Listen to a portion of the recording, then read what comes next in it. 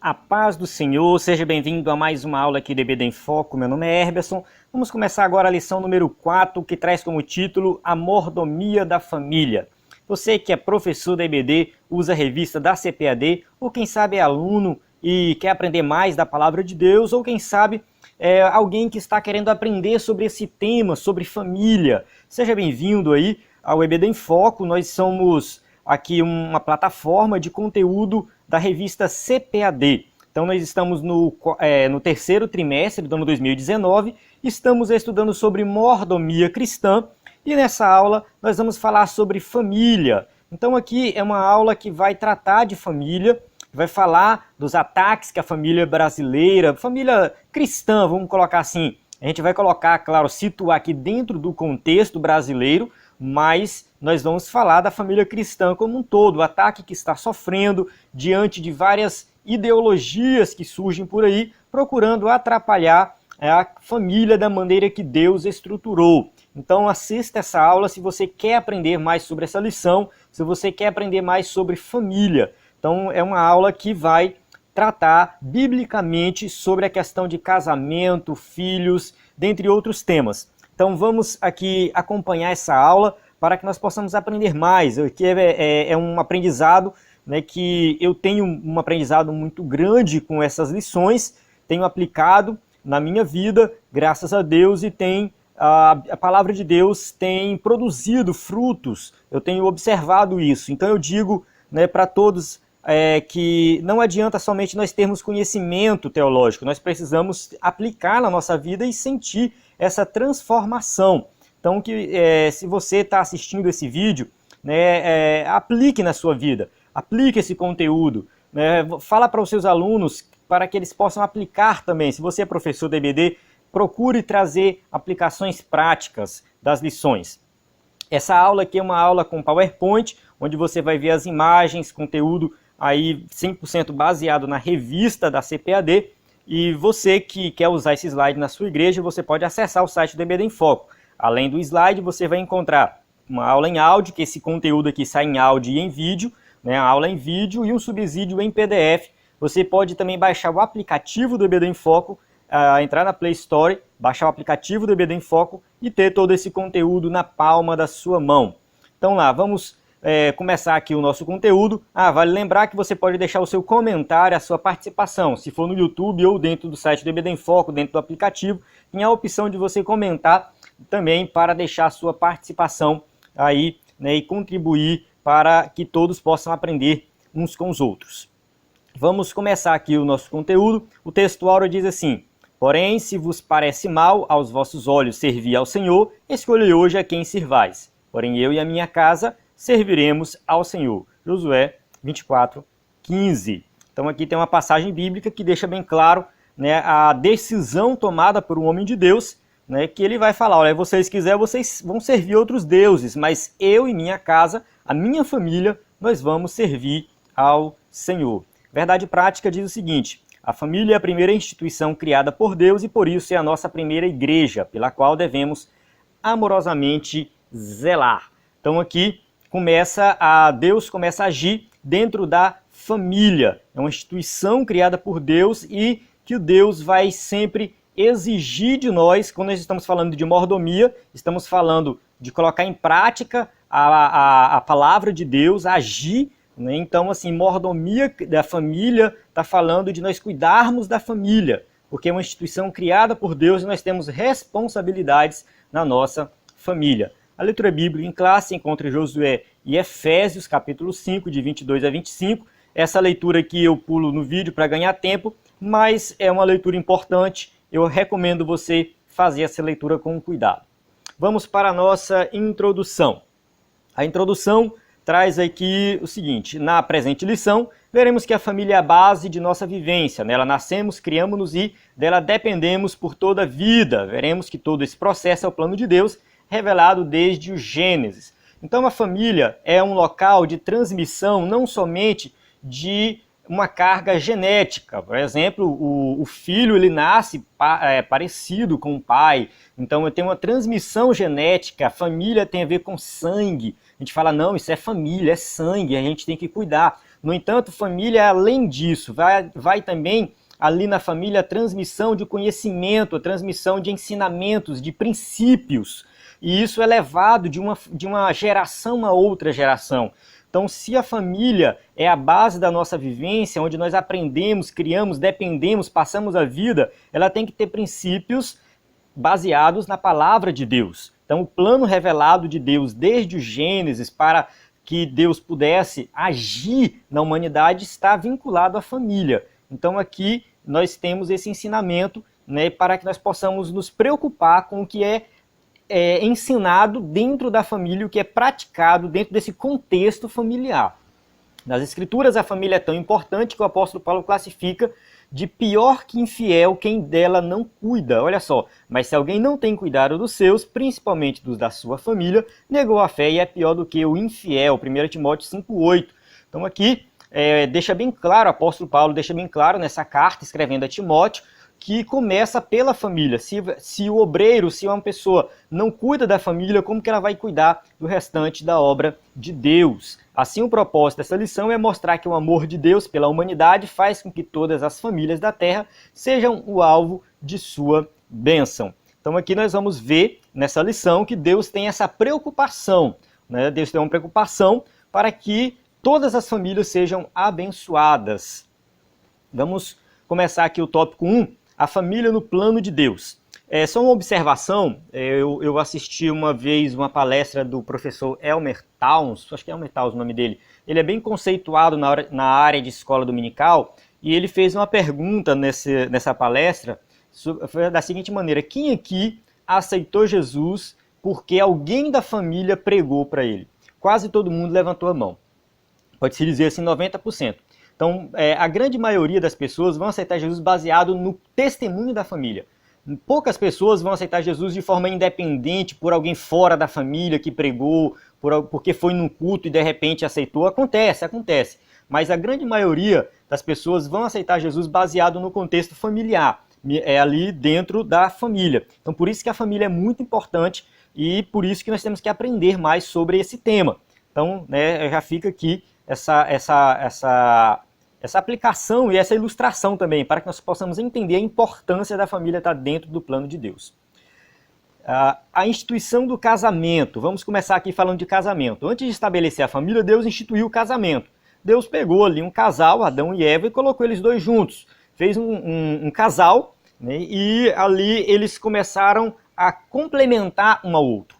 Então o casamento foi instituído por Deus e Jesus confirmou essa instituição. Não tem deslido que no princípio o Criador fez macho e fêmea e disse, portanto, deixará o homem pai e mãe e se unirá à sua mulher e serão dois uma só carne?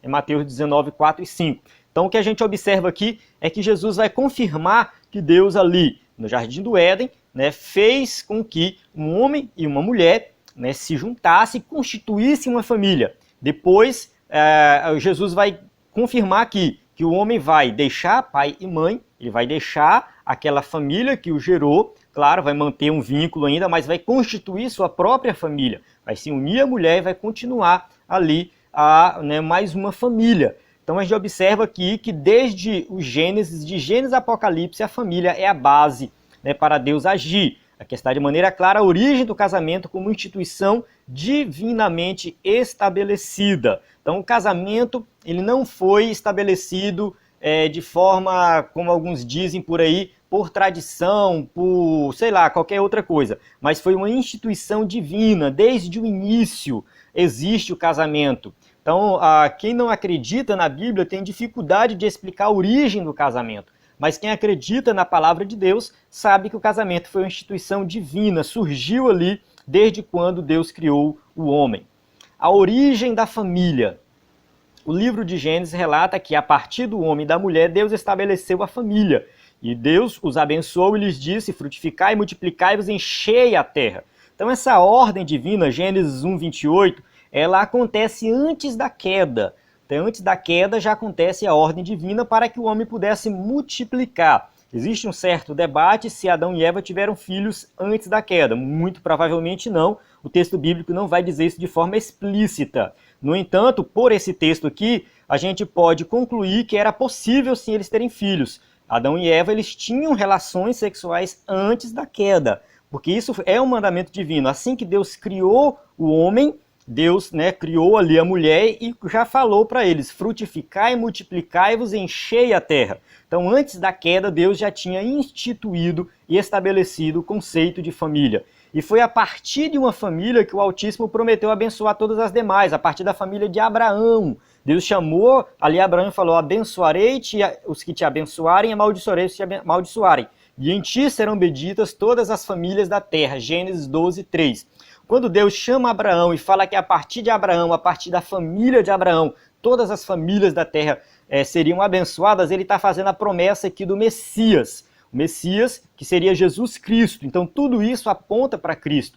O objetivo é que Cristo nascesse também de uma família. Jesus nasceu de uma família estruturada, cresceu num contexto familiar. Jesus usou ali a relação dele com Deus Pai, essa relação de pai, né? Então Jesus valorizou a família. Então por quê? Porque a partir daí todas as famílias da terra foram abençoadas. Esse texto de Gênesis 12, 3 é bem interessante. Deus poderia ter falado assim: todas as pessoas da terra serão abençoadas, todas as criaturas serão abençoadas. Não. Em ti serão benditas todas as famílias. As famílias. Então Deus está falando aqui que o Messias vem e ele vai abençoar as famílias. Não significa que todas as famílias serão salvas. Não significa isso, mas de certa forma, aqui o plano de salvação ele opera também dentro da família. Vamos para o tópico 2. O tópico 1 ele é bem curto mesmo, bem rapidinho. Vamos nos aprofundar mais aqui a questão da mordomia da família no tópico 2. Os princípios que regem o casamento cristão, tópico 2.1. Há um manual de união matrimonial, a Bíblia Sagrada. Nela encontramos princípios universais e atemporais para o casamento. Então, quem quiser saber como que deve ser o casamento, como que deve se comportar, leia a Bíblia. É na Bíblia que nós vamos encontrar isso. Então, nós temos o manual do matrimônio. O princípio, alguns princípios que nós vamos falar aqui. Vamos falar de 2 princípios, tem vários, mas vamos falar de 2 aqui, porque o escritor da revista colocou esses 2 princípios, com certeza, pelo fato de ser um espaço curto para tratar desse tema. Então, primeiro, o princípio da monogamia, ou seja, o princípio de que o casamento é constituído por um homem e uma mulher. No plano original de Deus, o casamento era o princípio, o princípio da monogamia está declarado: deixará o homem, seu pai e sua mãe, se unirá à sua mulher e serão ambos uma só carne. Gênesis 2:24. Então Deus não está falando que serão 2 homens ou 2 mulheres. Não, é um homem, o homem ou a mulher. Só um homem e uma mulher. Esse é o princípio divino para o casamento. Mas infelizmente, após a queda, o homem desviou-se do plano divino e distorceu as diretrizes básicas de Deus para o matrimônio. Então a queda, o pecado, fez com que o homem andasse de forma errada em todas as áreas da vida.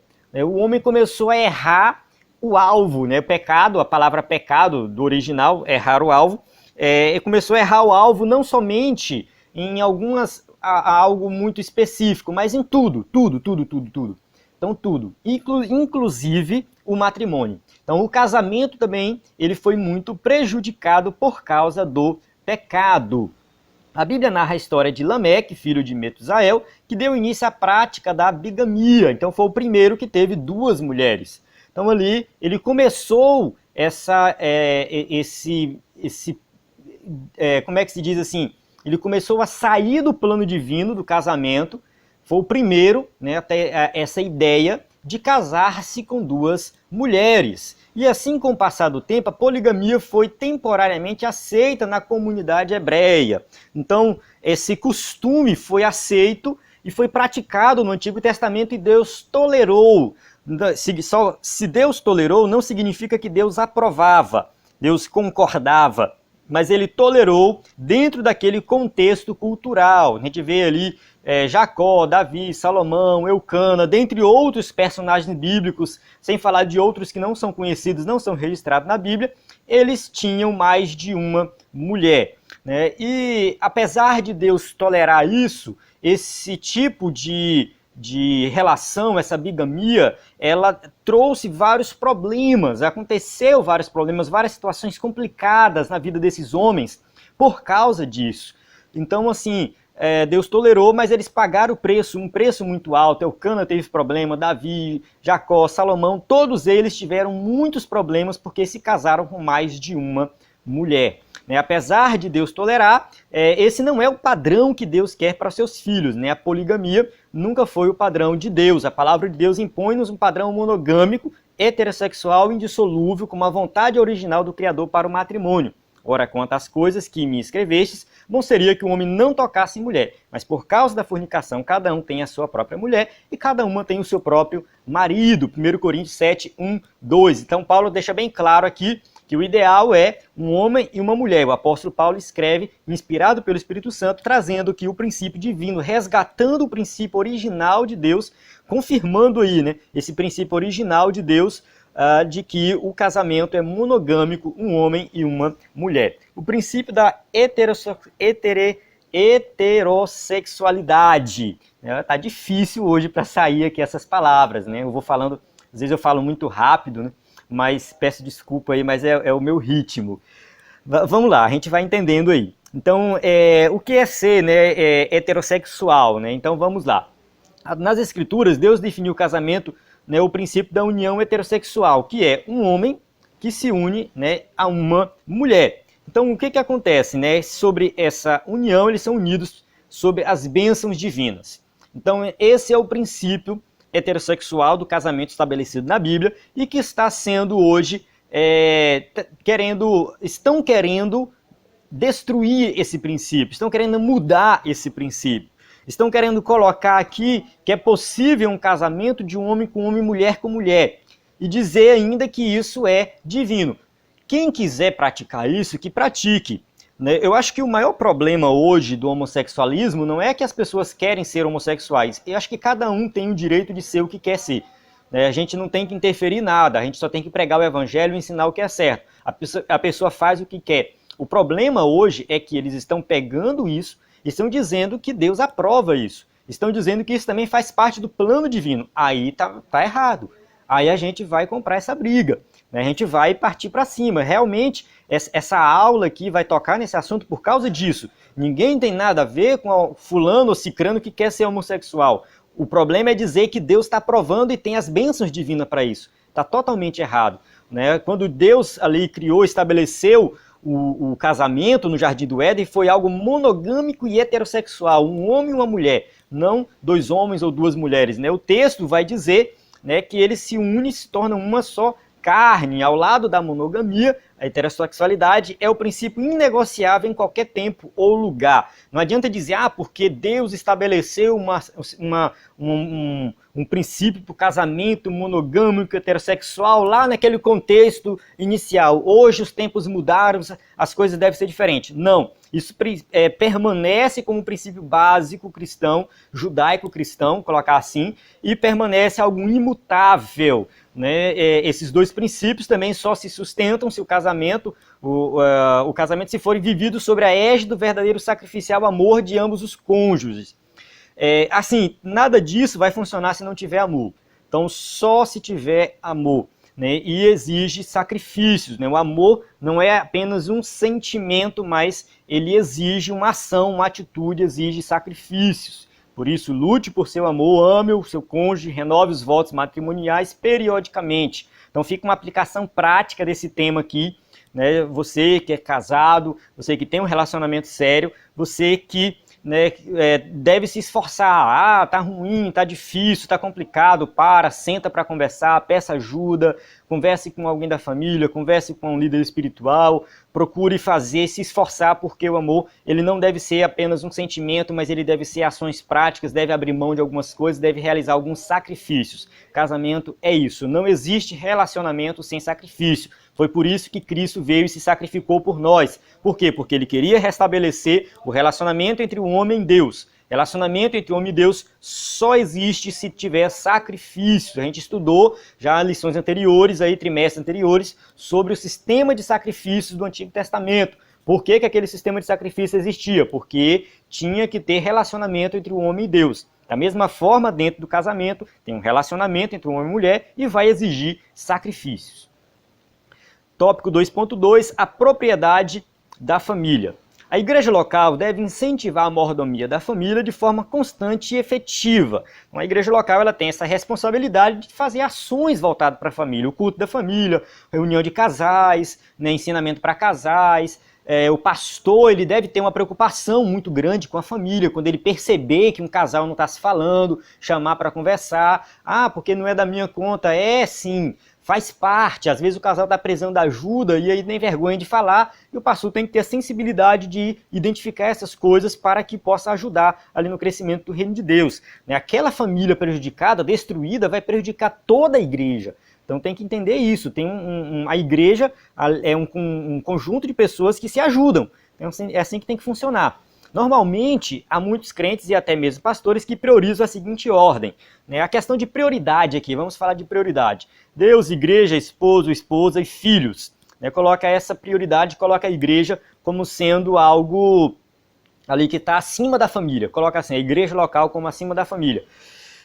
Qual é o equívoco dessa ordem de prioridades? Será que é certo isso? Será que alguém que trabalha na igreja, às vezes, precisa sacrificar o tempo com os filhos, o tempo com a esposa, com o esposo, porque tem que estar na igreja, tem que estar orando, tem que estar pregando, tem que estar ensinando, tem que estar ajudando isso e aquilo na igreja e deixar os de casa para trás? Será que é assim? Biblicamente, o crente deve priorizar isso aqui, ó. Deus, sua própria vida, seu cônjuge, seus filhos e a igreja local. O que o escritor da revista quis dizer com essa ordem aqui? Isso aqui não é algo assim, é isso aqui que você tem que fazer. Mas é um princípio para nós olharmos para a nossa vida e ver o que é prioridade. Priorizar o reino de Deus, priorizar Deus. Deus deve ser o primeiro lugar na nossa vida. A nossa própria vida tem a ver com o fato de nós termos que nos santificar, orar, jejuar, ler a Bíblia. Ou seja, eu tenho que me santificar primeiro para depois eu procurar fazer algo para minha família. Então eu coloco aqui, não é um sentimento egoísta porque eu sou melhor do que os outros, não. Mas é questão de se preocupar e priorizar o cuidado com a minha própria saúde, enfim. Então tá aqui sua própria vida. Aí depois vem o cônjuge e depois os filhos. Isso aqui entra junto, cônjuge e filhos entra família junto. Então aqui é a ordem de prioridade entre a família e depois a igreja local. Então, primeiro, cuidar da família. Mas a Bíblia não diz que devemos priorizar o reino de Deus. Então, assim, é complicado a questão aqui do definir o que é o reino de Deus, mas se você coloca Deus em primeiro lugar e cuida da sua família, você já está priorizando o reino de Deus. Porque a família é também a igreja, faz parte. Entretanto, dentro da economia divina, há uma hierarquia muito clara para que a mordomia da família seja plenamente atendida. Então, antes de qualquer coisa, lá na sua igreja local, a sua família tem que estar estruturada. A palavra de Deus diz que governe bem a sua própria casa, tendo seus filhos em sugestão com toda modéstia. Porque se alguém não sabe governar a sua própria casa, terá cuidado da igreja de Deus? 1 Timóteo 3, 4, 5. Então, aqui a gente observa uma instrução de Paulo a Timóteo falando, olha, se alguém vai ser obreiro, vai cuidar de algo específico lá na casa de Deus, no templo, na igreja local, que essa pessoa cuide primeiro da sua casa, que governe primeiro a sua própria casa. Então, a família aqui vem primeiro. É muito triste quando o obreiro encontra-se empenhado em ganhar outras famílias para Cristo, mas perde sua própria casa por falta de atenção, zelo e amor. Então, acontece muitas vezes das pessoas priorizarem, quem trabalha no reino de Deus e está empolgado e fazendo a obra e ganhando almas, está querendo, não, porque eu estou ajudando várias famílias, mas a sua própria família está destruída. Então está fazendo lá fora, mas não aplica primeiro na sua família. Então primeiro aplique na sua casa, primeiro comece pela sua casa, organize dentro de casa, faça com que sua família seja estruturada e um ministério um ministério de sucesso, ele só vai ser realmente considerado de sucesso se toda a família estiver empenhado ali. Então acho muito bonito quando vejo na igreja a família, o pastor está com sua esposa, com seus filhos, está todo mundo empenhado na obra. Esse negócio de um vai para a igreja, o outro fica em casa, eu não acho isso muito certo não. Não, porque o fulano de tal é muito empenhado, mas a esposa mexe com outras coisas. Tem que parar e refletir um pouco, conversar um pouco, para que o ministério seja executado de forma que os dois estejam empenhados. É claro que é um debate em torno disso, eu estou dando a minha visão aqui também, Mas cuidado, muito cuidado, para você não estar dando atenção demais às coisas da igreja local e esquecendo da sua própria família. O relacionamento entre pais e filhos. Na mordomia da família, alguns cuidados devem ser tomados a fim de que os filhos sejam criados na doutrina e admoestação do Senhor. Efésios 6:4. O apóstolo Paulo vai tirar aí o capítulo 4, 5 e 6 de Efésios. Ele vai colocar muitas aplicações práticas e no capítulo 6 ele vai falar dessa relação de pais com filhos. Então, o pai ele tem que cuidar e criar o seu filho na admoestação do Senhor. Eles são herança e galardão de Deus. Eis que os filhos são herança do Senhor e o fruto do ventre o seu galardão. Salmo 127:3. Então, fica a dica aqui que o seu filho não é seu filho, ele é de Deus. Deus te deu. Você tem a responsabilidade de cuidar. É sua responsabilidade educar. É sua responsabilidade ensinar a caminhar ali de acordo com a palavra de Deus. Então, os pais eles têm uma responsabilidade muito grande. Eu não sei como que vai ser lá na eternidade, mas eu creio que, de certa forma, Deus vai cobrar dos pais. Deus vai cobrar. Eu não estou dizendo que alguém vai ser lançado no inferno porque não cuidou bem dos filhos. Não é bem isso. Não é bem isso. Mas eu acredito que, de certa forma, Deus vai cobrar dos pais a maneira que eles criaram os filhos. A maneira que eles educaram os filhos. Porque aqui está dizendo que a herança do Senhor pertence ao Senhor. Então aqui os filhos são do Senhor. Os pais pegaram emprestado para cuidar e depois vai devolver ao Senhor. E aí, quando você devolver, o que você vai apresentar para o Senhor? Né, a maneira que você criou seus filhos. Então, pai, você tem uma responsabilidade em criar os seus filhos. Hoje, os pais estão querendo passar essa responsabilidade para a escola, estão querendo passar essa responsabilidade para a televisão, para a internet, tá? Então, quer entregar os filhos até mesmo para o professor da escola dominical, né? Não, lá na escola dominical ele aprende a palavra, aqui em casa eu não tenho responsabilidade nenhuma de ensinar, não. Será? Será? Então você, pai, você tem a responsabilidade de ensinar o seu filho. Isso na prática, é ler a Bíblia com ele, é orar com ele, é estar ali do lado do seu filho, contar as histórias bíblicas para ele. Não deixe a responsabilidade de educar os seus filhos na mão do governo, na mão do pastor, na mão do professor da IBD, na mão da televisão, não. Você tem essa responsabilidade. Como sacerdotes do lar, os pais devem realizar o culto doméstico. É muito importante priorizar esse momento para instruir os filhos na palavra de Deus. Aqui vem uma aplicação prática muito forte para os pais. Tire um momento do dia, 15 a 20 minutos, para fazer o culto doméstico. Se não der para fazer todo dia, faça 2 vezes, 3 vezes por semana. Mas ali você vai educar os seus filhos nos caminhos do Senhor, você vai fazer a sua parte. Não é só o culto doméstico, é todo um processo, todo um exemplo que você vai dar dentro da sua casa.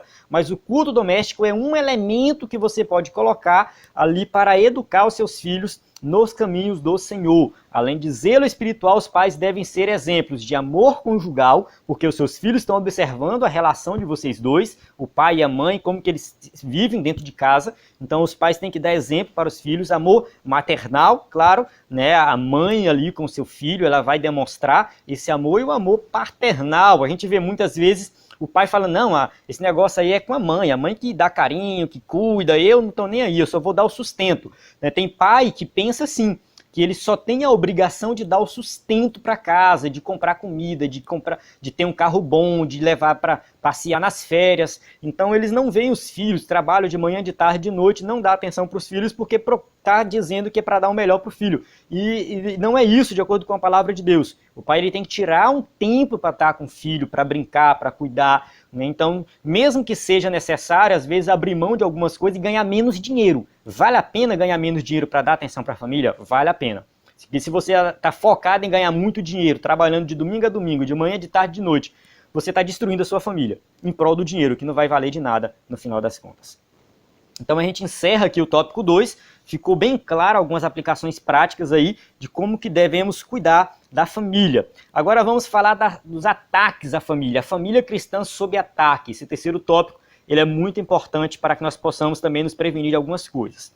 O ataque do Estado materialista. De um modo geral, os países são governados por homens materialistas indiferentes ao bem comum. Então assim, não é que todos os governantes são maus e tal, e quer destruir, né, quer maltratar os pobres e valorizar só os ricos, não é bem isso. Mas a gente observa no mundo de hoje, onde os governantes, eles não se importam com as coisas espirituais. Então só pensam nos bens materiais, só pensam no lucro, né? E realmente muitas pessoas que precisam são desprezadas e a gente vive numa sociedade caótica. A gente pode dizer que hoje nós vivemos num mundo caótico e muitas vezes por culpa de alguns governantes. E muitos desses governantes tornam-se agentes do diabo visando a destruição da família e da igreja de Cristo. Então a família está sob ataque. De certa forma é isso que está acontecendo, porque muitos governantes estão agindo pensando em destruir a família, porque sabem que se destruir a família, eles têm controle sobre a sociedade de forma geral. Como eu falei no começo, logo na introdução, que a família, na família acontece não somente a transferência genética, mas também transferência de informação, né, educação, doutrinas, ensinamentos. Então, dentro da família é onde vai acontecer ali uma estrutura de ensino. Uma família cristã, por exemplo, vai ensinar para o filho sobre a Bíblia, vai fazer com que ali aquele filho aprenda a palavra de Deus, seja um crente. Quando ele tiver os seus filhos, ele vai ensinar os seus filhos e assim vai, passando de geração a geração. Então tem alguns governos usados pelo diabo que sabem que se eles se inserirem na família e destruírem a família, não vai acontecer essa transferência, né, de ensinamentos bíblicos de geração a geração. Ensinamentos não somente morais, mas ensinamentos baseados na fé em Cristo, como Salvador. Né? A gente tem que pensar nisso, que o que está sendo destruído, às vezes, é o conhecimento de Cristo como Salvador. Às vezes a família tem muito conhecimento moral, ético, mas não reconhece Jesus como Salvador. Então esse é o maior problema, né? Então, por essa razão, temos de usar estratégias poderosas para vencer os ataques do maligno. Então, a primeira, a valorização da palavra de Deus no lar. Já falei isso, vou reforçar aqui. Os pais têm a responsabilidade de ensinar os seus filhos dentro de casa. Não é o governo, não é a escola. Se você esperar pela escola, esperar por um governo, porque lá na escola tem os princípios que vai ensinar os seus filhos, esquece, você está destruindo a sua família. Ensine dentro de casa. A leitura de boa e comprovada literatura cristã cria o hábito de ler dentro de casa, ler algum livro cristão, de qualidade, para que seus filhos também possam desenvolver esse hábito, e a constante vigilância na prática da oração. Então também dentro de casa acostumar a criar os seus filhos ali na oração, ensinar eles a orar. Então a gente começa por aqui, né, que o ensino deve estar dentro de casa. Os pais têm essa responsabilidade e não o governo. A gente vai observar aí muitos cristãos, eu vou falar um pouco de política aqui, abrir um parênteses aqui, que vota num governo A ou B porque esse governo defende os princípios da família, os princípios bíblicos da família. Um deputado, um vereador, até mesmo um presidente, porque ele defende os princípios da família. Mas uma observação, cabe a observação. Defender os princípios da família e da boca para fora é uma coisa. Outra coisa totalmente diferente é se ele coloca isso em prática. Então procure saber se você está escolhendo um candidato que defende princípios da família, se ele vive isso na prática. Não somente fala da boca para fora. Né? Então procure ver, e se você tiver a oportunidade de conhecer a vida dele, mais íntima e tal, saber se ele realmente coloca em prática. Porque não adianta nada chegar lá, fazer um discurso bonito, mas na prática ele não vive isso. Da mesma forma acontece dentro da igreja. Né? Às vezes alguém vai lá e prega sobre família, sobre isso, sobre aquilo, mas a família dele está destruída. Então a gente tem que viver isso aqui na prática, e não somente na teoria. Vamos continuar aqui. O ataque da famigerada ideologia de gênero. Então a gente já viu esse tema aqui em várias aulas anteriores. Na aula anterior a gente falou, agora vamos falar novamente. Os engenheiros sociais, eu não gostei muito dessa definição, mas vamos lá, né? Os sociólogos modernos trabalham pela desconstrução da família criada por Deus. Vale ressaltar que eu coloco aqui no slide exatamente o que está na revista, viu? Eu procuro mudar o menos possível. Às vezes eu faço uma adaptação, mas eu coloco baseado na revista. Então vamos lá, esses sociólogos, eles têm uma ideia de família totalmente distorcida, de acordo com o plano de Deus, que acaba destruindo e desconstruindo, né, a família que Deus estruturou, a maneira que Deus estrutura a família. Karl Marx, um dos teóricos fundadores da doutrina comunista, disse que a família deveria ser abolida. Aqui eu quero abrir um parêntese e falar o seguinte, que a gente tem que ter muito cuidado na hora de falar a questão de Karl Marx, marxismo, porque muitas vezes a gente repete o que os outros falam e a gente não vai na fonte, né, para explicar direitinho como que funciona. Eu dei uma pesquisada, dei uma estudada, conversei com algumas pessoas e eu quero dizer assim, que essa questão da família ser abolida, da família ser destruída, a destruição da família, ela é realmente algo muito falado dentro do marxismo, mas não necessariamente por Karl Marx. Porque assim, Karl Marx ele fala da abolição da família, da destruição da família, lá no seu livro Manifesto Comunista, capítulo 2, eu dei uma lida, ele realmente fala, no livro de apoio da lição da EBD, o escritor ele coloca lá na nota de rodapé, falando o trecho lá, então é bem interessante. Só que ele coloca dentro de um contexto de opressão. Karl Marx ele escreve dentro de um contexto de opressão, uma sociedade que tinha muita opressão, naquele sentido de trabalho, patrão, empregado, né, a classe burguesa e o proletariado, e aí Karl Marx ele vai dizer o seguinte, que a família na época, ela vivia essa opressão, porque a mulher naquela época, ela não fazia mais nada, ela só cuidava das coisas de casa e era oprimida pelo marido. E isso acontecia dentro daquela classe social onde ele vivia, naquela época que ele vivia. Existia uma certa opressão dentro da família, que também é contrária à palavra de Deus. Quando a gente vai para a palavra de Deus vai falar para a mulher ser submissa ao marido, mas vai falar também que é para o marido amar a esposa como Cristo amou a igreja. Ou seja, ele deu a vida pela igreja, assim o marido deve dar a vida pela esposa. Então o que acontece dentro do contexto familiar baseado na palavra de Deus é que o homem e a mulher eles se complementam.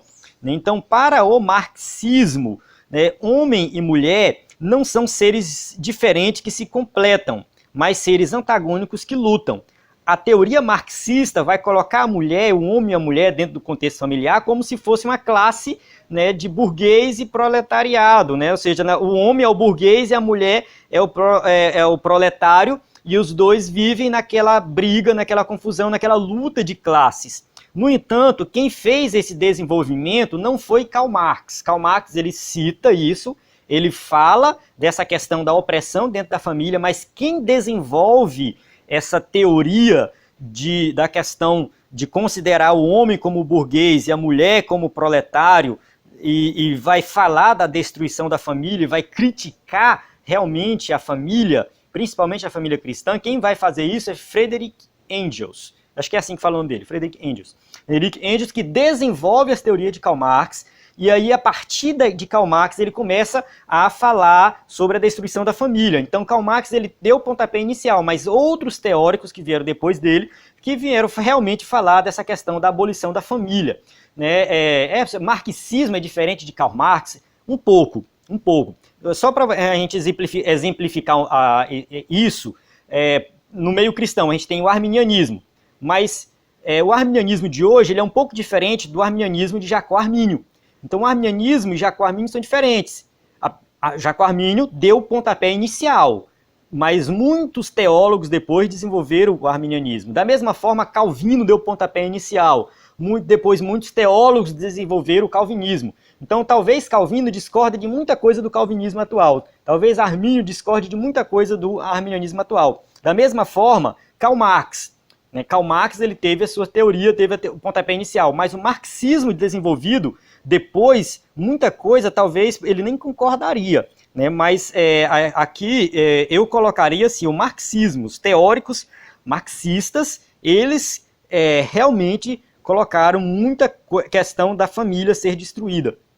No final desse slide tem alguns links que você pode dar uma pesquisada e uma lida para se aprofundar nesse assunto. Vamos avançar aqui. Dessa forma, o diabo usa a famigerada ideologia de gênero para abolir os princípios que Deus estabeleceu para a família. Então começa ali, Karl Marx, Engels e outros teóricos vêm escrevendo até chegar na questão da ideologia de gênero. E segundo essa ideologia de gênero, ninguém nasce com sexo determinado.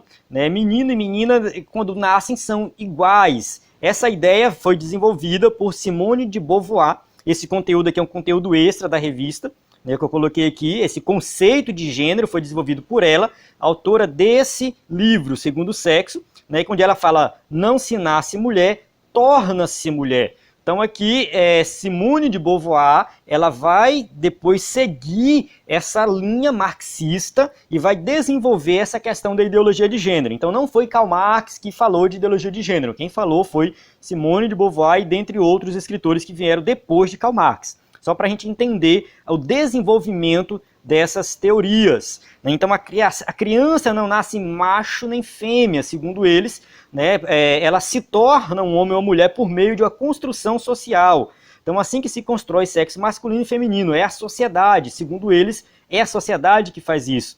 Mas esse é o maior ataque aos princípios de Deus para a família e para a identidade natural das pessoas. Deus criou o homem à sua imagem, a imagem de Deus criou homem e mulher, os criou, Gênesis 1:27. Então a Bíblia derruba por terra essa teoria maluca, dizer que o menino e a menina vão definir, vão escolher ser o que eles querem ser. Não, não, eles já nascem pré-definidos, isso é genético, a palavra de Deus diz isso.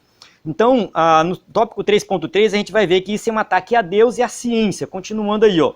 Ao ensinar que ninguém nasce homem ou mulher, os engenheiros sociais procuram destruir a identidade natural e biológica do ser humano. Então a gente sabe que o sexo é algo biológico, não é algo social. XY, cromossomo XY é homem, XX é mulher, isso é biológico, né? E também ignoram por completo que Deus criou o homem e a mulher. Então essa ideologia de gênero, ela vai de encontro com a palavra de Deus e vai de encontro com a ciência, né? A ideologia de gênero é um ataque frontal a Deus e também uma violência à ciência. Não faz sentido, né? A biologia define uma pessoa masculina por causa do seu aparelho reprodutor masculino. Nasceu com o aparelho reprodutor masculino, é homem, ou seja, há hormônios masculinos, marcadores biológicos e cromossomos igualmente masculinos. Então é isso que define o homem, é genético. Não é a sociedade, não é a pessoa escolher depois, não, não. Isso é genético. Assim também dá-se em relação à mulher, pois ela é definida por causa de seu aparelho reprodutor feminino. Logo, ela tem hormônios femininos, sua genética possui cromossomos XX, que marcam a identidade feminina. Então é hormônio feminino, cromossomo feminino, aparelho reprodutor feminino, e isso vai definir uma mulher. Então macho e fêmea é definido de forma genética, não é uma construção social, né? Tais conhecimentos são elementares e estão ao alcance de todos, facultando a família cristã a rebater seguramente esse pensamento. Então você pode rebater tranquilamente, pode chegar para uma pessoa e falar, olha, é assim, a ciência diz isso, não é só a Bíblia, isso não é só errado porque a Bíblia diz que é errado, a própria ciência combate isso. Os próprios cientistas discordam desses teóricos que vão explicar sobre ideologia de gênero. Então, só para encerrar essa questão de ideologia de gênero aqui, é o seguinte, a pessoa que tem, sei lá, maioridade e quer se definir, quer um homem, quer dizer que é mulher, fique tranquilo, é coisa da tua cabeça, pode falar. Uma mulher que diz que é homem, tudo bem, vai lá, fala. O problema é quando quer enfiar isso na cabeça das crianças. Traz uma confusão muito grande. Então, uma pessoa de maior que quer tomar essa decisão, beleza, vai lá. O problema é justamente isso, é chegar para uma criança na escola de 5 anos de idade e falar, olha, você não é menino, você pode ser menina. Como vai ser isso na cabeça de uma criança? É uma confusão mental. Então é isso que a gente está combatendo. A gente não está combatendo a escolha de alguém em querer se definir como um homem ou mulher. Cada um faz o que quiser da vida, da mesma forma que eu falei atrás do homossexualismo. Cada um que quiser ser homossexual, quer viver homem como mulher por mulher, vai lá, né? A gente vai dizer que está errado, mas a gente respeita a posição da pessoa. Pode ser assim. Não tem problema. Eu sou professor universitário, por exemplo, já tive alunos na minha turma homossexuais, 2 meninas que namoram, enfim, eu não tenho nada, né? Eu vou falar o quê? Eu não tenho que chegar lá e puxar a mão delas uma da outra, não, vocês não podem andar de mão dada, vocês não podem se beijar. Eu não vou fazer isso. Elas têm maioridade, o que eu posso falar é da palavra de Deus, ensinar a palavra de Deus, mas eu não tenho o poder, né, de definir, de interferir na relação delas. Então cada um faz o que quer da sua vida. Agora a gente vai interferir e a gente vai combater o ensino dessas doutrinas diabólicas nas escolas. O ensino disso né, para as crianças, porque isso traz sim confusão mental para as crianças, isso é uma complicação e nós temos que realmente evitar que isso aconteça. É questão de tempo, né? Isso vai chegar nas escolas e é por isso que nós temos que estar preparados para ensinar nossos filhos em casa. Infelizmente, o pecado está se alastrando, nós não temos controle sobre isso, o mundo está se afundando cada vez mais no pecado. Os professores são influenciados por essas doutrinas diabólicas, levam isso para a sala de aula, mesmo que não seja permitido, e a gente tem que estar ensinando nossos filhos e capacitando eles para rebater, até mesmo rebater isso nas escolas. Então vamos, né, procurar não ofender os outros, mas fazer da forma correta. Conclusão: só há uma maneira de preservar a família da destruição espiritual e moral nos tempos atuais, criando-a de acordo com a lei de Deus. Noé salvou sua família da destruição porque criou segundo a palavra de Deus. Josué também tomou posição ao lado de Deus com sua família. Diante do desvios do povo, sua declaração é solene e exemplar. Escolhi hoje a quem sirvais. Porém eu e a minha casa serviremos ao Senhor. Josué 24:15. Fica o exemplo aqui de Josué. Josué não forçou ninguém, ele deu o exemplo, ele ensinou e depois ele falou: vocês fazem o que vocês quiserem, mas eu vou servir ao Senhor. Então é assim a nossa posição. Eu vou pegar aqui, eu vou pegar a minha família, eu vou ensinar os meus filhos para que eles possam aprender a palavra de Deus. Vocês aí do mundo estão errados, mas vocês querem seguir isso? Sigam, mas eu e minha casa nós vamos servir ao Senhor. Então é essa a posição do cristão. Mas nós temos que dar exemplo, viu? Nós temos que dar exemplo.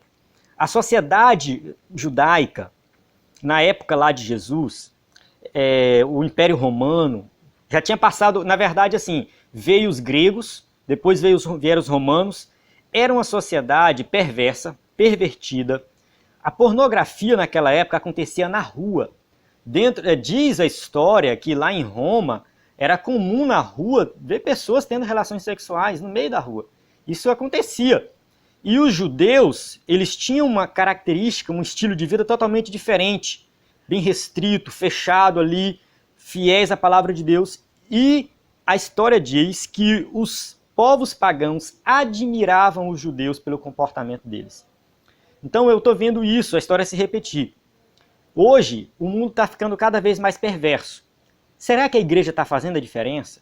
Será que o mundo está olhando para a igreja e fala assim: nossa, aqueles crentes ali vivem de forma diferenciada? Será que nós estamos sendo admirados pelo nosso comportamento? Porque os judeus eram admirados pelo comportamento dele. A sociedade estava tão perversa que o comportamento judaico era admirado pelos pagãos, pelos ímpios.